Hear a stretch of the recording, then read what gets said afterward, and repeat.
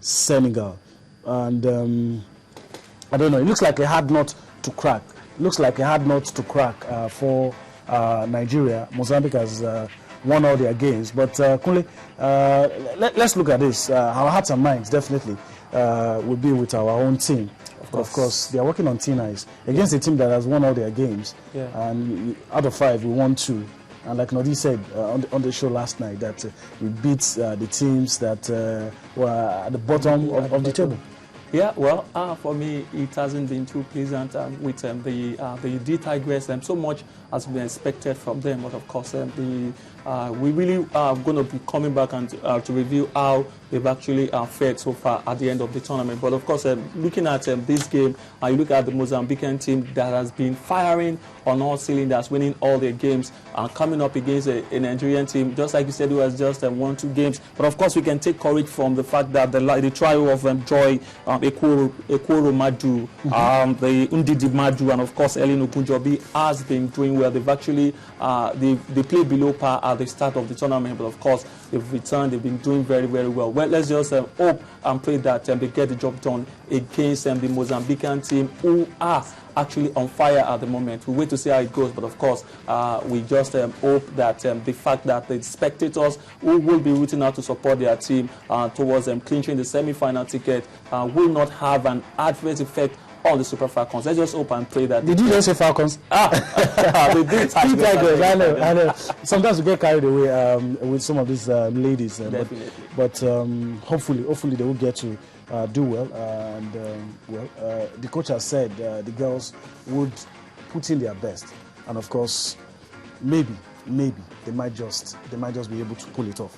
But it's going to be very, very difficult. But let's talk chess a little this morning. The Lagos Chess Classic has been in the news all the while, but what we are hearing is that FIDE, that's the governing body for chess, has endorsed the Lagos Classic, and I think that's a good one. A lot of advantages.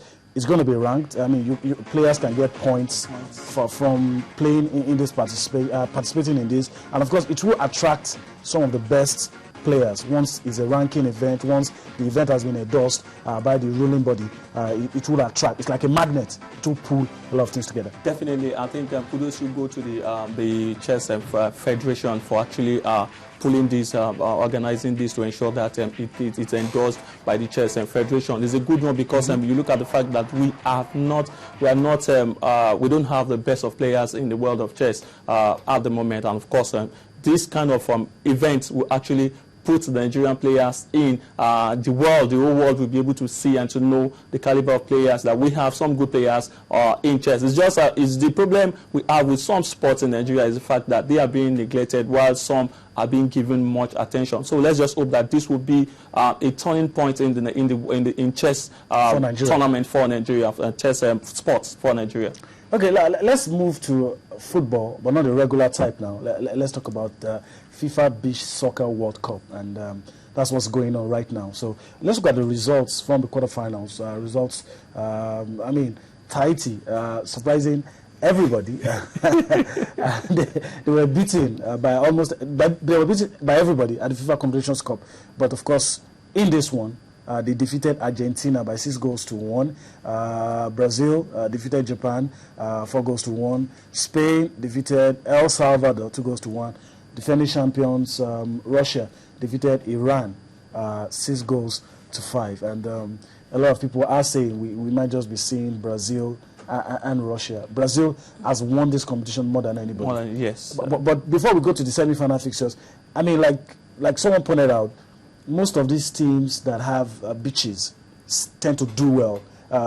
Some teams play the normal football and they're good at it. Yeah. But when it comes to beach soccer, because of the advantages that they don't seem to have, I mean, I don't know, maybe that's the explanation for why Tahiti were able to beat Argentina.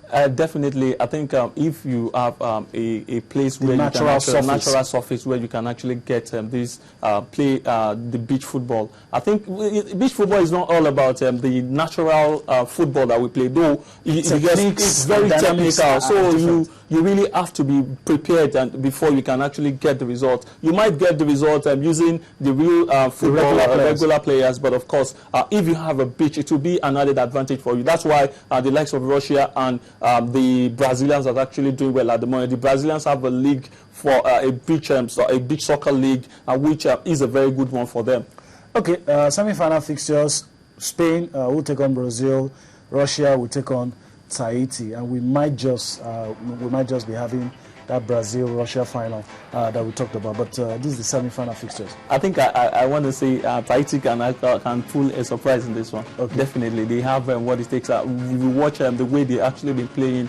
They've been massive, and of course, they are getting all the support from the home crowd, which is a very good one for them. But coming up against their opponent might be a bit tough, but of course, impossible is nothing. But in the real sense of it, one would say Brazil, on paper, Brazil and Russia should play in the final, and of course, it can't go the other way. But of course, nothing is impossible. In football, anything can happen.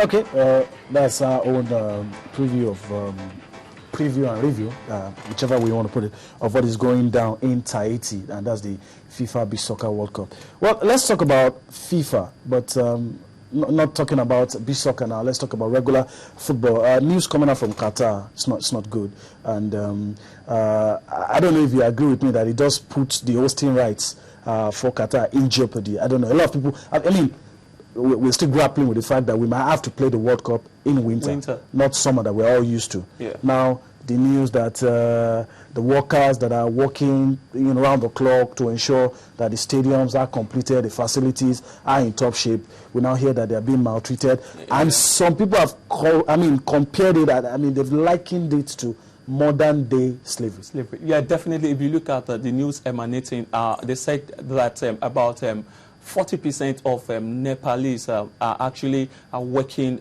with towards they are working at the stadiums that is used in preparation, the stadiums that will be used for the World Cup come 2022. But of course, the news that, just like you said, coming out from all this is that most of the workers are not being paid their salaries. They owe them, and they said once some individuals, once they work for a very long period of time and they don't give them their money, their money, and when they complain, they actually get punishment by their employers. Which we've been told, and they said the workers are dying on a regular basis. They said I think between July and August, about 40 Nepalese have actually died, which is really very, very bad.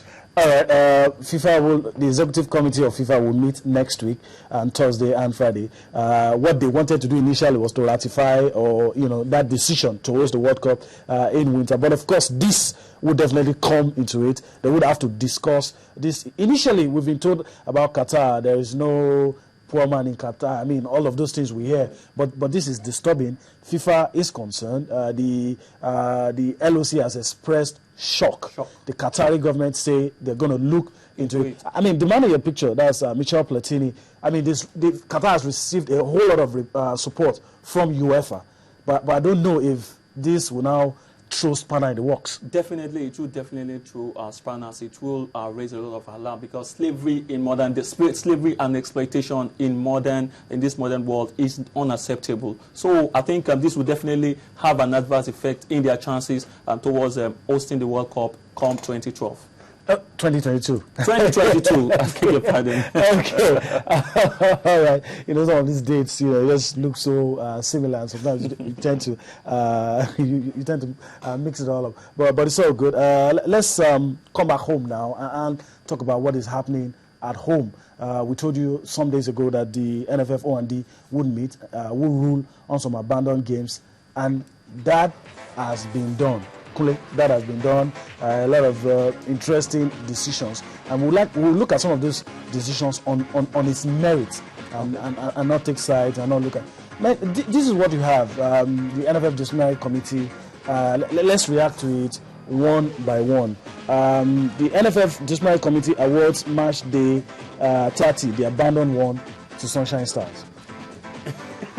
I know you have something to say, but let's look at some of these things one after the other before we begin to. NFF bans 3SC striker Gbola Salami for the rest of the season.